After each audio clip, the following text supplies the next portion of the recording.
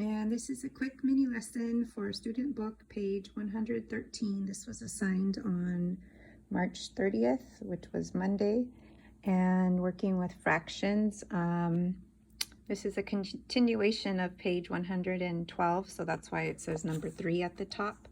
But what number 3 is saying that the decimals here need to be placed on the number line. So the number line, we have whole numbers 1, 2, and 3. For the example, I placed 75 hundredths on the line for you. So 75 hundredths, if this is one whole mat, that would be 7 strips and then 5 units colored in. So we know that's less than 1, so that has to be on the number line about here, because I know that this would be half of 1, which would be 0.50 or 5/10 or 50 hundredths. Okay, so then the next fraction is 25 hundredths. So that means that would be 2 strips colored in and then 5 units. So that's also less than 1, and that's also less than half. So 25 hundredths would be about right here. So 25 hundredths. Okay, and this would be 0.50 hundredths, or you could even say 5/10, because that would be 5 strips colored in, which would be half of the whole, one whole. And then the next decimal number we have is 1 and 99 hundredths.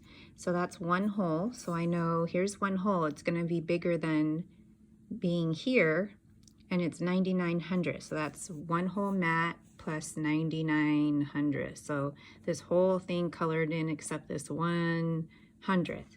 So that's, if we have one whole mat plus 99 hundredths, that's very close to 2 whole mats. So that's going to be right here, very close to 2. So 1.99. Okay. And then here we have 2 and 3 hundredths. So that's 2 whole mats and 3 hundredths. So that's going to be, let's see, how would that look? 2 mats colored in, and then on the third mat, there would just be 3 units colored in. So that's very close to 2, but a little bit larger. So 2 and 3 hundredths. Okay, so that's what you had to do. And there was a video on placing decimals on a number line, so I hope you saw that. And now for number 4A, you had to think about how many tenths are shaded on the mat. So remember, the whole mat is one whole.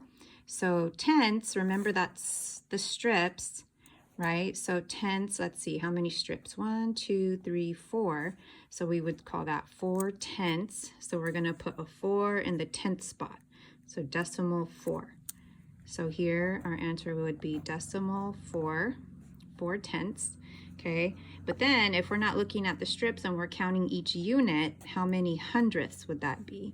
So we know one strip is 10 hundredths, so that would be 10, 20, 30, 40, or we can think of 4 strips. I'm sorry. Yeah, 4 strips times 10, that would be 40, so 40 hundredths. So decimal 40. Okay. Write 2 fraction names, so that would be, this would be 4/10, just like we're saying it, 4/10, and then this would be 40 hundredths, so 40 hundredths. Okay, so those are the 2 fractions that are equivalent to those decimals. And then write 2 decimal names for the shaded amount. So okay, 4/10. I had to write word form, but it was also asked for decimal names. If you see that, it would just be 0.4. Okay, but I wanted you to write out the words for this one. So 40, make sure you spell hundredths, right? Hundredths. DTHS. So that would be decimal 40, which we already wrote right there, but that's what the name for the decimal really is, but I wanted you to put the words. And then for an observation, you could put that every tenth is worth 10 hundredths. And you can put there 10 tenths and also 100 hundredths in one. So 10 tenths is in one whole, or we know that 100 100ths is equal to one whole, right? And then, so that would be an explanation. But hopefully you had all of this already, and hopefully, if not, that this was helpful. Okay, have a good one.